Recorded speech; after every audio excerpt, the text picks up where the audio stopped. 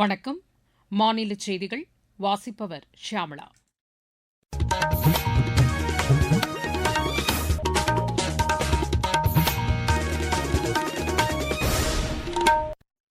தலைப்புச் செய்திகள். ரயில்வேயில் மேற்கொள்ளப்படும் மின்மயமாக்கல் பணிகள் காரணமாக டீசல் பயன்பாடு 63% வரை குறைந்துள்ளதாக பிரதமர் திரு நரேந்திர மோடி கூறியுள்ளார். பெட்ரோலிய பொருட்கள் விநியோகத்தில் முறைகேடுகளை தடுப்பதற்கான கண்காணிப்பு நடவடிக்கைகளை மாநில அரசுகள் தீவிரப்படுத்த வேண்டும் என்று மத்திய அரசு வலியுறுத்தியுள்ளது. மாநில உரிமைகளையும் நதிநீர் உரிமைகளையும் விட்டுக் கொடுக்கும் பேச்சுக்கே இடமில்லை என்று முதலமைச்சர் திரு விஜய் கூறியுள்ளார். பெண்களின் பாதுகாப்பை உறுதி செய்வதற்கு தேவையான நடவடிக்கைகளை தாவேக அரசு மேற்கொள்ள வேண்டும் என்று பிஜேபி வலியுறுத்தியுள்ளது. 18 வயதுக்கு உட்பட்டோருக்கான ஆசிய கோப்பை ஹாக்கிப் போட்டியின் ஆடவர் பிரிவில் இந்தியா 4-1 என்ற கோல் கணக்கில் தென்கொரியாவை வென்றது. இனி விரிவான செய்திகள். ரயில்வேயில் மேற்கொள்ளப்படும் மின்மயமாக்கல் பணிகள் காரணமாக டீசல் பயன்பாடு 63% வரை குறைந்துள்ளதாக பிரதமர் திரு நரேந்திர மோடி கூறியுள்ளார். சமூக வலைதளத்தில் இதனை தெரிவித்துள்ள அவர் இது தொடர்பாக நாளிதழில் வெளியான கட்டுரை ஒன்றையும் பகிர்ந்துள்ளார். மின்மயமாக்கல் பணிகள் நிர்வாக செலவினங்களை குறைப்பதற்கும் உதவியுள்ளதாக அந்த கட்டுரையில் குறிப்பிடப்பட்டுள்ளது.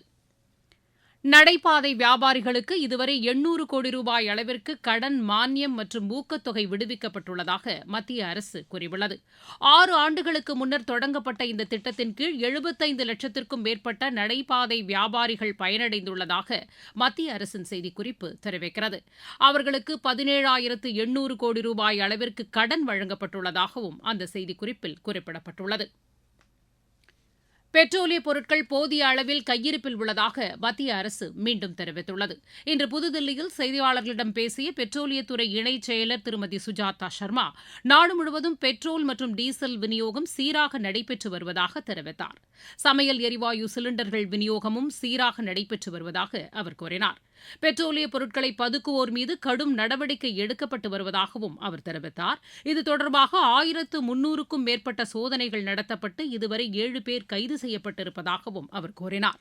பெட்ரோலிய பொருட்கள் விநியோகத்தில் முறைகேடுகளை தடுப்பதற்கான கண்காணிப்பு நடவடிக்கைகளை மாநில அரசுகள் தீவிரப்படுத்த வேண்டும் என்றும் திருமதி சுஜாதா சர்மா கேட்டுக் கொண்டார். திமுகவின் தோல்விக்கு குடும்ப அரசியலே காரணம் என்று முதலமைச்சர் திரு விஜய் குற்றம் சாட்டியுள்ளார். இன்று திருச்சியில் தாவேக சார்பில் நடைபெற்ற வாக்காளர்களுக்கு நன்றி தெரிவிக்கும் கூட்டத்தில் பங்கேற்று அவர் பேசினார். ஆக்கப்பூர்வமான எதிர்க்கட்சியாக செயல்பட்டு மக்களின் மனதை வெல்ல திமுக முயற்சிக்க வேண்டும் என்றும் அவர் கேட்டுக் கொண்டார். போதைப்பொருள் புழக்கத்தை முந்தைய திமுக அரசு கட்டுப்படுத்தாததன் விளைவுதான் தற்போதும் குற்றங்கள் தொடர்வதாக அவர் குறை கூறினார். சிங்கப்பெண் காவல்படை அடுத்த வாரம் முதல் செயல்படத் தொடங்கும் என்றும் திரு விஜய் அறிவித்தார். பெண்கள் பாதுகாப்பான அந்த சிங்கப்பெண் காவல் படை நெக்ஸ்ட் வீக் அதை இனாகரேட் பண்ண போறோம். தப்பு செஞ்சவங்களுக்கான தண்டனை, அதுக்கான சார்ஜ் ஷீட் எல்லாமே ரொம்ப ஸ்பீடா செய்யறதுக்கான அந்த வேலையை செய்ய சொல்லி இருக்கிறோம். மாநில உரிமைகளை விட்டு கொடுக்கவே மாட்டோம். நதி நீர் உரிமைகளை விட்டு கொடுக்கவே மாட்டோம். சமூக நீதி, சம நீதிய, சமத்துவ நீதிய ஒரு நாளும் விட்டு கொடுக்கவே மாட்டோம். நடப்பு கல்வியாண்டில் தொழில்நுட்ப கல்லூரிகளில் 3 புதிய பாடப்பிரிவுகள் தொடங்கப்பட்டுள்ளதாக உயர்கல்வித்துறை அமைச்சர் திரு விஸ்வநாதன் கூறியுள்ளார். இன்று சென்னையில் அரசு பொறியியல், கலை, அறிவியல் மற்றும் பாலிடெக்னிக் கல்லூரிகளில் மாணவர் சேர்க்கை குறித்து அதிகாரிகளுடன் ஆய்வு மேற்கொண்ட பின்னர் செய்தியாளர்களிடம் அவர் பேசினார். புதிய பாடப்பிரிவுகள் தொடங்கப்பட்டுள்ளதன் காரணமாக கூடுதலாக 3570 இடங்கள் தோற்றுவிக்கப்பட்டுள்ளதாகவும் அமைச்சர் தெரிவித்தார். பால் உற்பத்தியை பெருக்க தேவையான அனைத்து நடவடிக்கைகளையும் தமிழக அரசு மேற்கொள்ளும் என்று பால்வளத்துறை அமைச்சர் திருமதி விஜயலட்சுமி கூறியுள்ளார். உலக பால் தினத்தை ஒட்டி நாமக்கல் ஆவினில் நடைபெற்ற நிகழ்ச்சியில் கலந்து கொண்டு அவர் பேசினார். நஷ்டத்தில் இயங்கும் ஆவின் நிறுவனத்தை லாபம் ஈட்டும் நிறுவனமாக மாற்றுவதற்கு உரிய நடவடிக்கைகள் மேற்கொள்ளப்படும் என்று அவர் கூறினார். ஆவின் நிர்வாகத்தில் வெளிப்படைத்தன்மையை உறுதி செய்ய சம்பந்தப்பட்ட அலுவலர்கள் அனைவரும் உறுதி செய்ய வேண்டும் என்றும் திருமதி விஜயலட்சுமி கேட்டுக் கொண்டார். நீங்கள் கேட்டுக்கொண்டிருப்பது மாநில செய்தி அறிக்கை.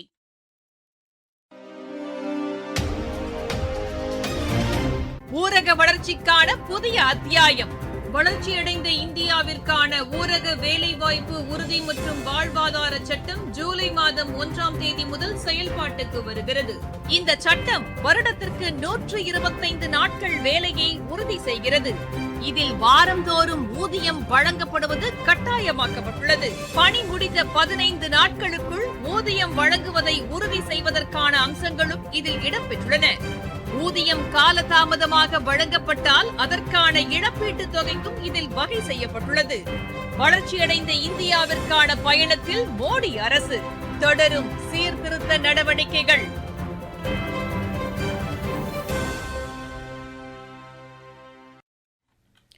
பெண்களின் பாதுகாப்பை உறுதி செய்வதற்கு தேவையான நடவடிக்கைகளை தாவேக அரசு மேற்கொள்ள வேண்டும் என்று பிஜேபி மாநில தலைவர் திரு நயினார் நாகேந்திரன் வலியுறுத்தியுள்ளார்.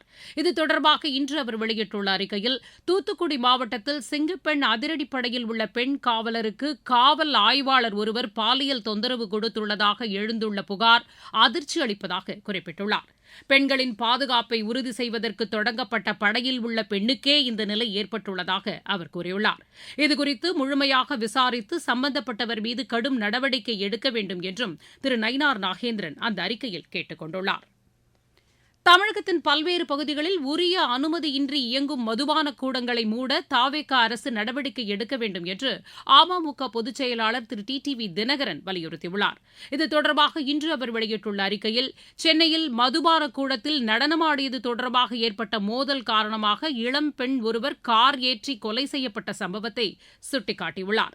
பெண்களின் பாதுகாப்பிற்கு போதைப்பொருள் புழக்கம்தான் பெரும் அச்சுறுத்தலாக உள்ளது என்றும் அவர் குறிப்பிட்டுள்ளார். சட்டவிரோதமாக போதைப் பொருட்களை விற்பனை செய்வோர் மீது கடுமையான நடவடிக்கை எடுக்க வேண்டும் என்றும் திரு டிடிவி தினகரன் தெரிவித்துள்ளார். தமிழகத்தின் ஒரு சில பகுதிகளில் அடுத்த 5 தினங்களுக்கு கனமழைக்கு வாய்ப்புள்ளதாக வானிலை ஆய்வு மையத்தின் தென்மண்டல இயக்குநர் டாக்டர் VR துரை தெரிவித்துள்ளார். எமது செய்தியாளரிடம் பேசுகையில் அவர் இவ்வாறு கூறினார். சுமார் 1.5 கிலோமீட்டர் உயரத்தில் கிழக்கு விதர்பா முதல் தெற்கு கேரளா பகுதிகள் வரை தெலுங்கானா, ராயல்சீமா, தெற்கு உள் கர்நாடகா மற்றும் தமிழ்நாடு வழியாக ஒரு வளிமண்டல காற்றழுத்த தாழ்வு பாதை நிலவுகிறது. இதன் காரணமாக அடுத்த 5 நாட்களுக்கு நீலகிரி, கோயம்புத்தூர், திருப்பூர், தேனி, தென்காசி, திருநெல்வேலி, கன்னியாகுமரி, திண்டுக்கல், தூத்துக்குடி, விருதுநகர், ஈரோடு, சேலம், நாமக்கல், திருச்சிராப்பள்ளி, அரியலூர், பெரம்பலூர், கள்ளக்குறிச்சி, கரூர், சிவகங்கை, மதுரை, மயிலாடுதுறை மாவட்டங்கள் மற்றும் காரைக்கால் பகுதிகளில் ஓரிரு இடங்களில் இடி மின்னல் மற்றும் பலத்த காற்றுடன் கூடிய கனமழை பெய்யக்கூடும். தமிழக மீனவர்களுக்கான எச்சரிக்கை: அடுத்த 3 நாட்களுக்கு தமிழக கடலோர பகுதிகள், மன்னார் வளைகுடா மற்றும் குமரிக்கடல் பகுதிகளில் சூறாவளி காற்று மணிக்கு 40 முதல் 50 கிலோமீட்டர் வேகத்திலும் இடையிடையே 60 கிலோமீட்டர் வேகத்திலும் வீசக்கூடும். மாவட்டச் செய்திகள்.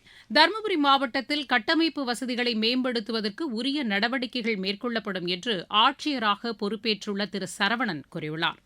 காஞ்சிபுரம் மாவட்டத்தில் பொதுமக்களிடமிருந்து பெறப்படும் புகார் மனுக்கள் மீது உடனுக்குடன் நடவடிக்கை எடுக்குமாறு ஆட்சியர் திருமதி ஸ்னேகா அதிகாரிகளுக்கு அறிவுறுத்தியுள்ளார்.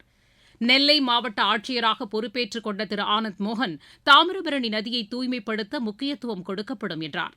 கடலூர் மாவட்டத்தில் பொதுமக்கள் குறைதீர் கூட்டம் ஆட்சியர் திரு சிபி ஆதித்ய செந்தில்குமார் தலைமையில் இன்று நடைபெற்றது. அரியலூர் மாவட்ட ஆட்சியராக திருமதி மிர்னாலினி இன்று பொறுப்பேற்றுக் கொண்டார். சேலம் மாவட்டத்தில் மாற்றுத்திறனாளிகளுக்கு 8 லட்சம் ரூபாய் மதிப்பிலான செயற்கை கால்களை ஆட்சியர் திரு இளம் பாகவத் இன்று வழங்கினார். சென்னையில் உள்ள தொழில் முனைவோர் மேம்பாடு மற்றும் புத்தாக்க நிறுவனத்தில் தொழில் முனைவோர் மேம்பாட்டு பயிற்சி வரும் 15ஆம் தேதி தொடங்கி 19ஆம் தேதி வரை நடைபெறும் என்று அறிவிக்கப்பட்டுள்ளது. விளையாட்டுச் செய்திகள்.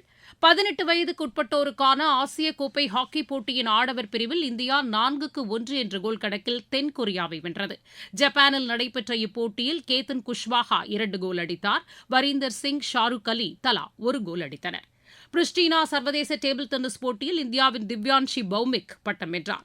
மகளிர் ஒற்றையர் பிரிவு இறுதி ஆட்டத்தில் அவர் 11-6, 9-11, 11-7, 8-11, 11-6 என்ற செட் கணக்கில் சீன தைப்பேயின் ஏஇ டியானை வென்றார். மகளிர் இரட்டையர் பிரிவில் திவ்யான்ஷி பௌமிக், சிண்ட்ரேலா தாஸ் இணை பட்டம் வென்றது.